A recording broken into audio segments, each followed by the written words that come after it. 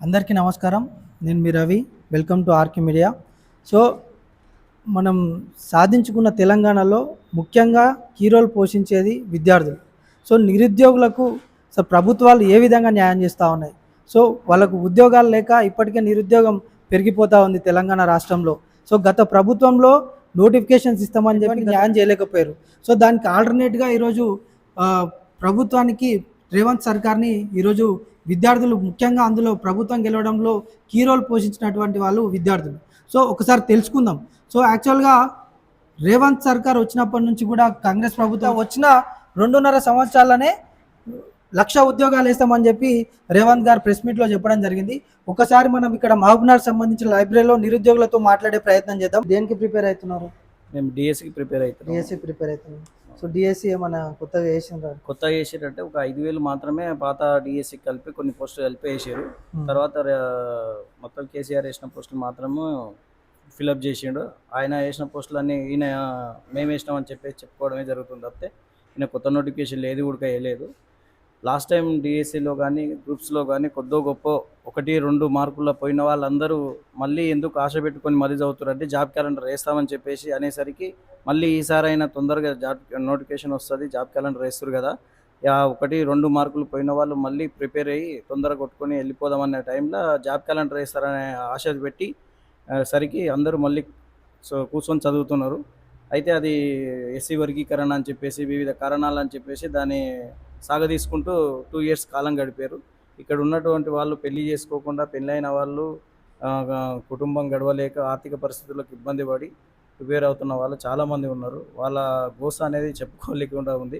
పరిస్థితి ఇప్పటికైనా దారుణంగా ఉంది. ఇప్పటికైనా అర్థం చేసుకొని గవర్నమెంట్ నిరుద్యోగులపై ఒక్కసారి కరుణించి ఒకసారి జాబ్ క్యాలెండర్ ఇంప్లిమెంటేషన్ చేసి ఇప్పుడైనా కొద్దో గొప్ప వేలలో వేయాలని కాదు, ప్రతి డిపార్ట్మెంట్లో కొద్దో గొప్ప వేసుకుంటూ వెళ్తే కొంత ఫ్లో వెళ్ళిపోతుంటుంది. కొత్త వాళ్ళు వస్తుంటారు, పాత వాళ్ళు వెళ్ళిపోతుంటారు, కొద్దిగా ఆర్థిక పరిస్థితి నుంచి బయటపడుతుంటారు.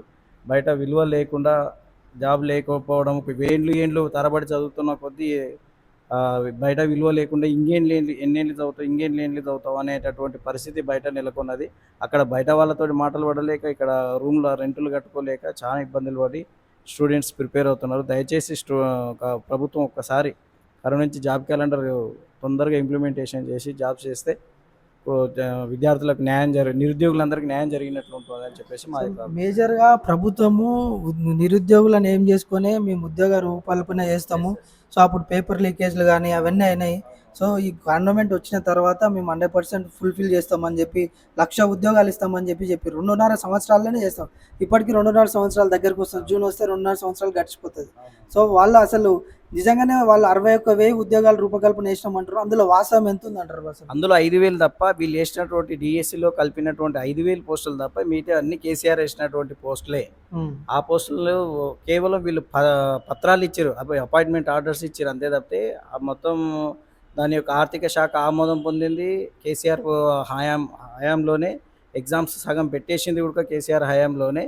వీళ్ళు వచ్చి కేవలం కలిపింది 5,000 డిఎస్సి పోస్టులు మాత్రమే. కాకపోతే వీళ్ళకి అపాయింట్మెంట్ ఆర్డర్స్ ఇచ్చేసరికి మేమిచ్చినాం అని గొప్పలు చెప్పుకుంటారు. కానీ ఎక్కడ ఉడకంగా ఆర్థిక శాఖ ఆమోదం పొందింది ఈయన హయాంలో కాదు. కావాలంటే అక్కడ ఉన్నటువంటి జీవోలు, వీళ్ళు వచ్చినటువంటి గవర్నమెంట్ వచ్చినటువంటి డేట్లు, జీవోలు విడుదలైనటువంటి డేట్లు గమనిస్తే ఆటోమేటిక్గా అన్నీ తెలిసిపోతుంది ఎవరు అబద్ధం చెప్తారు, ఎవరు నిజం చెప్తున్నారు అనేది. కాబట్టి ఇప్పటికైనా సరే, అది అయ్యింది. మీరు ఏం చెప్పుకుంటారు రాజకీయ పరంగా ఏం చెప్పుకుంటారో మాకు అనవసరంగా జాబ్ క్యాలెండర్ వేస్తామని చెప్పేశారు.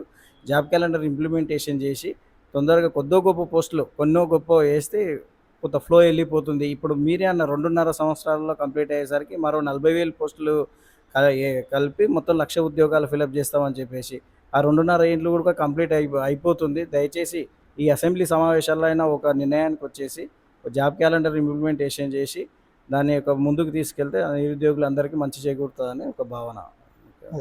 అయితే డిఎస్సి అనేది ప్రతి సంవత్సరం జరగాలి కదా, యాజ్ పర్ రూల్ ప్రకారం ఇంతవరకు. కానీ టెట్లు వేస్తున్నారు కానీ డిఎస్సి పెట్టడం అయితే జరుగుతలేదు. సో, దాని మీద మీరు ఏం చెప్పదలుచుకున్నారు? ఈ విద్యా హక్కు చట్టం ప్రకారం ప్రతి 10% ఖాళీలు ఉంటేనే ఇమీడియట్గా ఫిలప్ చేయాలనేటటువంటి విద్యా హక్కు చట్టంలోనే ఉంది.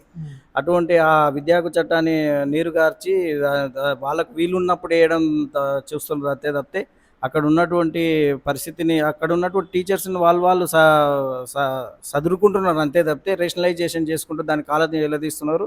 టెట్ల మీద టెట్లు వేస్తున్నారు తప్పితే ఎక్కడ ఉడకంగా ఇక్కడ డిఎస్సి కానీ ఏది కానీ వేయకుండా ఇటువంటి టీచర్ రిక్రూట్మెంట్ జరగకుండా అక్కడ విద్యార్థులకు నష్టం, ఇక్కడ ప్రిపేర్ అవుతున్నటువంటి టీచర్ అభ్యర్థులకు ఉడకంగా నష్టం చేకూరుతుంది. కాబట్టి ఈ విద్య అనేది ఒక సేవ అనేది దృష్టిలో పెట్టుకొని గవర్నమెంట్ దీని పరంగా దీర్ఘంగా ఆలోచన చేసి ఒక స్టెప్ ముందుకు వెళ్ళేస్తే బాగుంటుందని ఆలోచన. ఓకే, ఇది క్లోజ్ చేయి, కంక్లూడ్ అవుతాం మళ్ళీ ఇంకొడతారు. పాజ్ చేయి, పాజ్ చేయాలి, క్లోజ్ చేయి మళ్ళీ.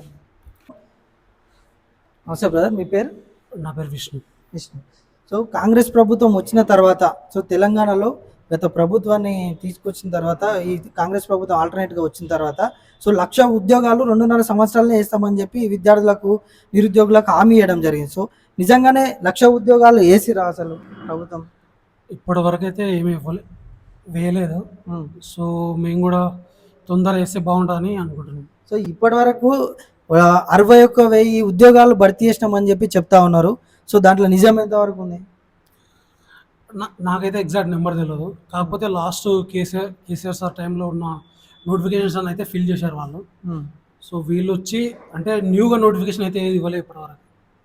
అంటే గత ప్రభుత్వం ఇచ్చిన నోటిఫికేషన్స్ మాత్రమే వీళ్ళు ఫుల్ఫిల్ చేసారు, కానీ సో వీళ్ళు కొత్తగా డిపార్ట్మెంట్లో ఏది అనేది క్లియర్గా క్లారిటీ లేదండి. టీజీపీఎస్ నుంచి అయితే ఒక నోటిఫికేషన్ కొత్తగా రిలీజ్ కాలేదు ఇప్పటివరకు. గవర్నమెంట్ వచ్చినప్పటి నుంచి కూడా టీజీపీఎస్ నుంచి నోటిఫికేషన్ రిలీజ్ కాలేదు. గ్రూప్ 1, గ్రూప్ 2, గ్రూప్ 3 పెట్టినామని అంటా ఉన్నారు కదా. అప్పుడు మన కేసీఆర్ సార్ టైంలో ఉన్నప్పుడు వచ్చిన నోటిఫికేషన్స్ ఫిల్ చేశారు వాళ్ళు. సో పాత నోటిఫికేషన్లోనే వీళ్ళు ఎగ్జామ్స్ కండక్ట్ చేసారు అంతే. సో కొత్తగా నోటిఫికేషన్స్ ఏం ఇవ్వలేదు. సో మీరు ఏం చెప్పదలుచుకున్నారు నిరుద్యోగుల తరఫున?